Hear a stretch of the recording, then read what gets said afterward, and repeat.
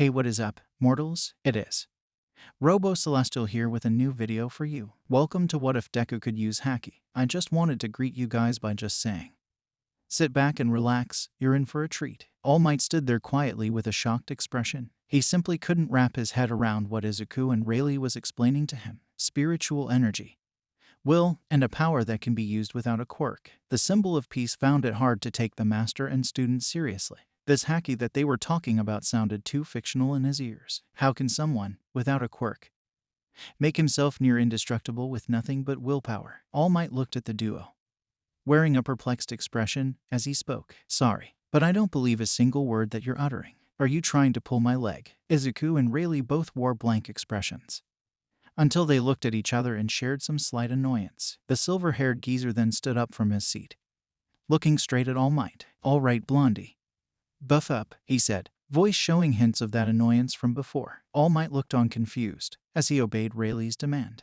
Good, now punch me in the face, with as much strength as you can, the silver-haired geezer then said. The blonde was even more confused now, but he quickly became bewildered when he realized that Rayleigh was being serious. What? All Might exclaimed. Rayleigh didn't change his expression at all.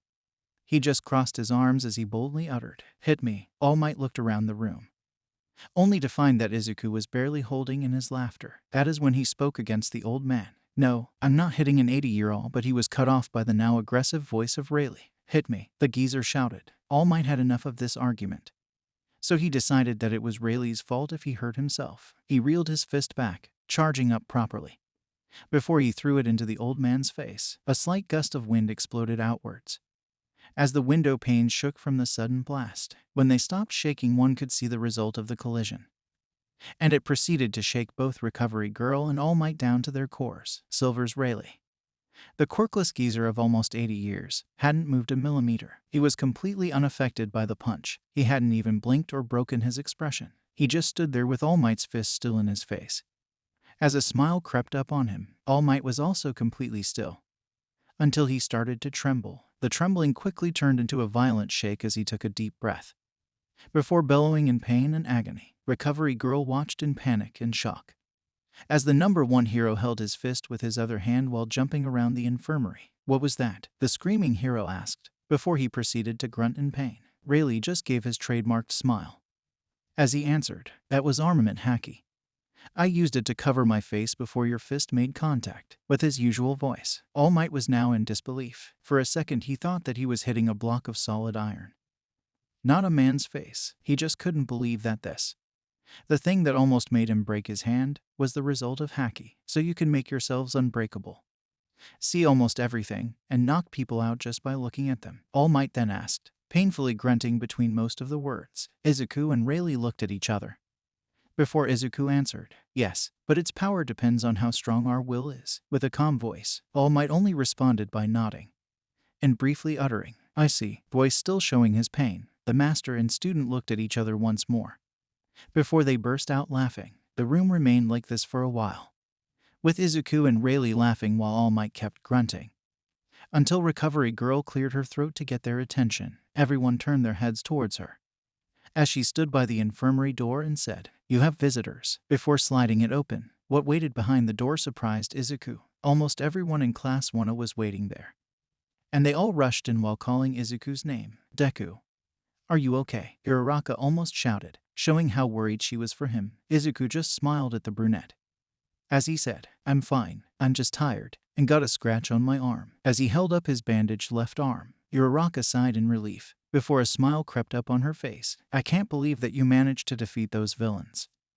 And you looked so cool while doing it, the brunette suddenly said, smiling brightly. Izuku's cheeks turned a slight shade of pink when he heard the compliment, as he scratched the back of his head while muttering, thanks, but I wouldn't have made it if I didn't have help. Izuku then pointed towards his master, who was giggling at Izuku's pinkish cheeks. The class turned their attention to the old man, as he introduced himself. Silver's Rayleigh, nice to meet you all. The class carefully inspected the old man from top to bottom. They already knew that he was Izuku's master, but they were curious over a few things. For how long have you been training Midoriya? Ada asked, which seemed to be what most of the class wanted to know. Rayleigh just smiled at them, as he answered, I've been training him since he was 4 years old. With a calm voice, the class was shocked now. The fact that Izuku had been trained in things like combat since he was 4 years old only explains why he could hold his own against a villain, but it was also incredible, because they couldn't even begin to imagine how much pain he must have gone through to reach his current skill level. What exactly did you teach to Midoriya? Ida then asked, wondering how Izuku managed to become so strong without a quirk. He wouldn't get a satisfying answer though,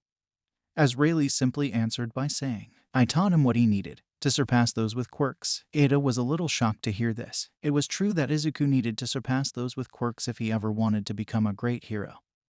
He had already surpassed a few of his classmates in some categories, but Rayleigh's words sounded as if they held a bigger goal, that Izuku wanted to surpass even the strongest pro heroes. The class continued to chat with Izuku and his master, asking them many questions about their training and fighting style. The class was so into the conversation that they almost failed to notice someone walking up behind them. I'm glad to see you all in good shape, that person said, voice being inhumanly bright. The class turned their attention towards the source of the voice, only to see a white bear-like mouse speaking to them. The class immediately recognized this creature as the principal of UA, Nezu. Nezu looked around the infirmary until he walked over to both Izuku and Rayleigh. He looked at them both until he spoke. Mr. Rayleigh, young Midoriya, on behalf of UA, I must thank you both for protecting our students and teachers, the bear-like creature said. As he bowed his head slightly, both Rayleigh and Izuku shook it off. As the former responded, there's no need for that. And you know it, the old man said, with a broad smile on his face. Nezu only nodded as a response. Before he turned to the rest of Class 1A, since you're all here, I might as well inform you that the school will be closed for tomorrow so that we can run a proper investigation, he said, not breaking away from his previous expression. The class had mixed responses to this. Some were sad while some were happy. Izuku was neither sad nor happy. He just thought that he would use this free time to train and get stronger. Don't even think about it, Rayleigh said, looking straight at Izuku. The green-haired boy gave a look of confusion. As Rayleigh continued, you've been through a near-death experience. Take some time to rest and we'll continue training once school starts again. Izuku was shocked to hear those words come from his master's mouth. Rayleigh is usually a person that encourages Izuku to train even after breaking his body, so hearing even utter anything related to resting caught Izuku off guard. Rayleigh then continued to catch his student off guard by patting his head while saying, you impressed me today, so you deserve some rest. With a wholesome voice, Izuku's confusion quickly turned into a bright smile. Bleeding with joy, Class 1A, primarily Ada and Uraraka, were both surprised and happy to see their normally stoic classmate give off such a bright smile. 2 days passed, and Class 1A was already back in the classroom. They were all mingling and talking about various things. Before the teacher would arrive, Izuku just sat at his desk in silence. He had mostly followed Rayleigh's order to rest, but he found that to be difficult, so he ended up doing some light muscle training just so that he wouldn't get too bored. His left arm was recovering nicely, although he still wore a bandage over it. The class kept chatting with each other while sitting at their desks. Some of them wondered who was going to teach them, but that question was quickly answered when the door flung open. Good morning, class, a bandaged and mummified Aizawa said. As he entered the classroom, everyone looked shocked, for they believed that Aizawa would be recovering for much longer. Sir, are you okay? Ashido asked, but Aizawa tiredly answered, I'm fine. Recovery girl just went overboard on her treatment, but my health isn't important, because your fight isn't over yet. The class felt a bit of tension within the air. The way that Aizawa had spoken those last few words made it feel like something big was about to happen. And some believed that it would be another villain attack. The UA Sports Festival is coming up, the teacher then said, breaking the tension within everyone. The class calmed down, as some started getting excited while others questioned if it was a good idea. Sir, is it really a good idea to hold the festival after the villain attack? Minda asked, voice being filled to the brim with panic. The sports festival is too big of an event to be cancelled, and it's our way of showing that a villain attack won't affect us. The hero agencies will be watching your performance, so it's your opportunity to prove yourselves, Aizawa answered, voice being just as tired as before. The class got even more excited than before. They began to cheer and roar, ready to prove their worth. Aizawa began walking towards the door. As he said, class dismissed, then he suddenly stopped, before looking straight at Izuku. Midoriya, I wish to speak with you in private, the mummified teacher said, before walking out of the classroom. Izuku quickly got out of his seat, following Aizawa. Once outside, the two stopped in the hallway, where the mummified teacher spoke. You're quirkless, which means that you need to prove yourself more than the others, he said, voice tiredly stating the facts. Izuku looked as stoic as ever, as he responded by saying, I know, you don't need to tell me that. With a calm voice, Aizawa was unfazed by this.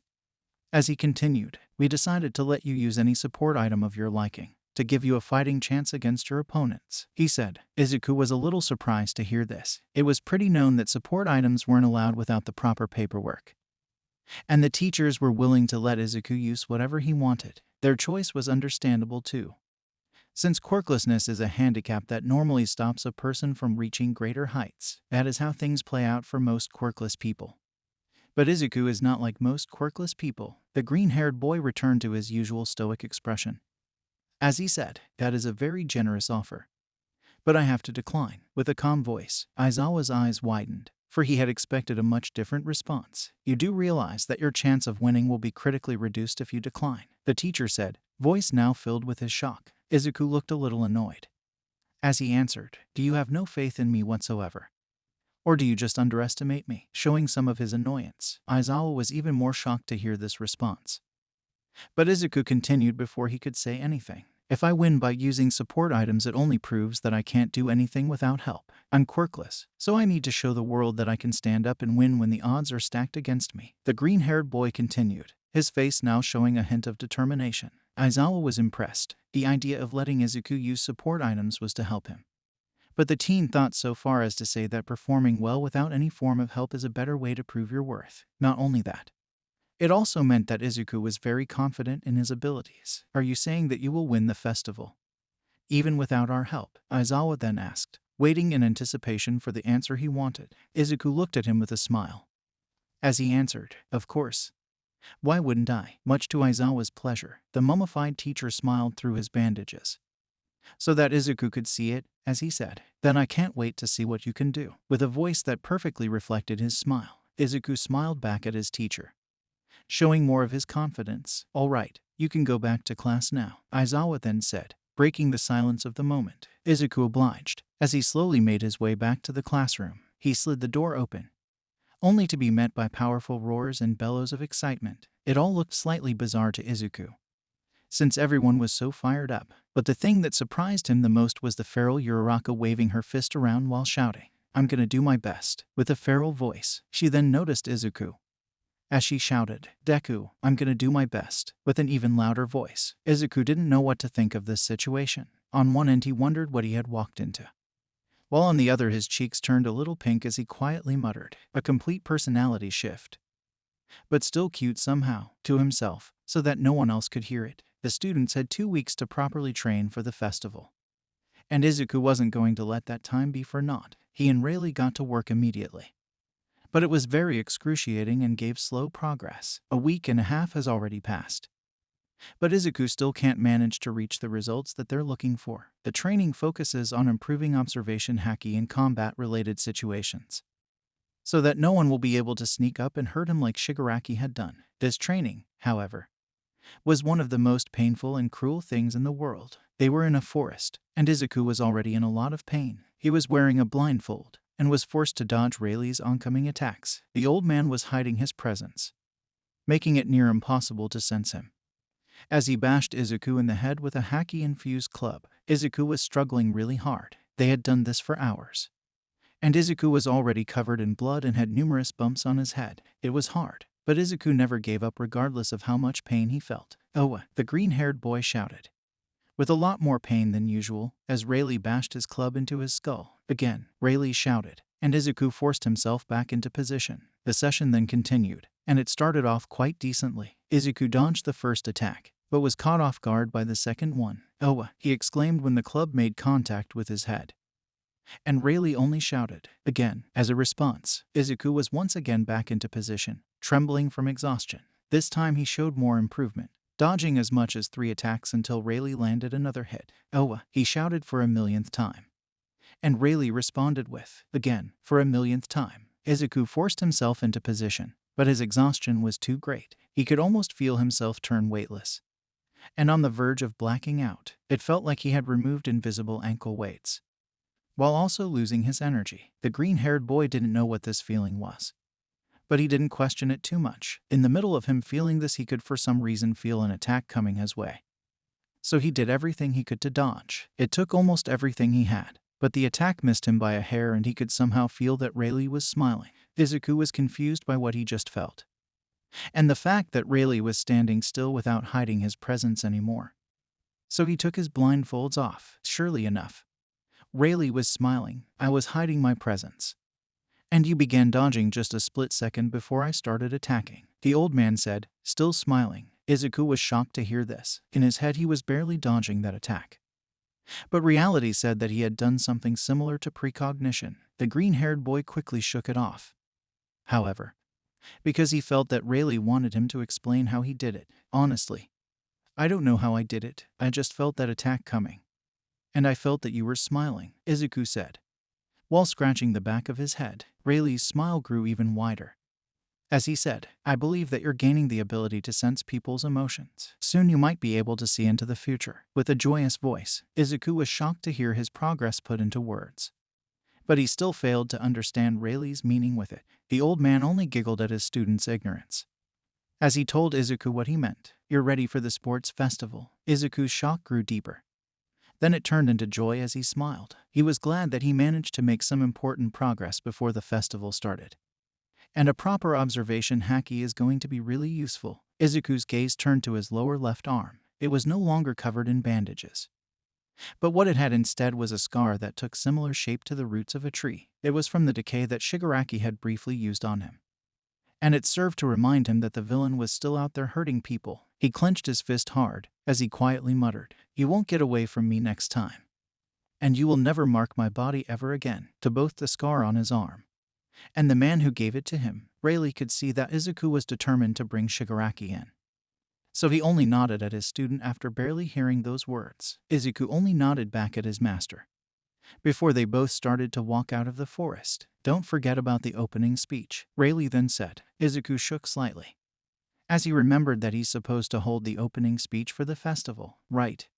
I forgot about that," the green-haired boy said, voice almost being empty and oblivious. Rayleigh got a little annoyed after hearing this, as he knocked Izuku over the head with the Haki-infused club. "Oh, what was that for?" Izuku shouted in both pain and a hint of anger. But Rayleigh answered by saying, "Because you're an idiot." With his own hint of anger, Izuku sighed, as he didn't bother to argue with his master. He was too tired, and he knew why Rayleigh called him an idiot. The green-haired boy almost voiced his agreement to his master's recent statement as the two of them slowly made their way out of the forest.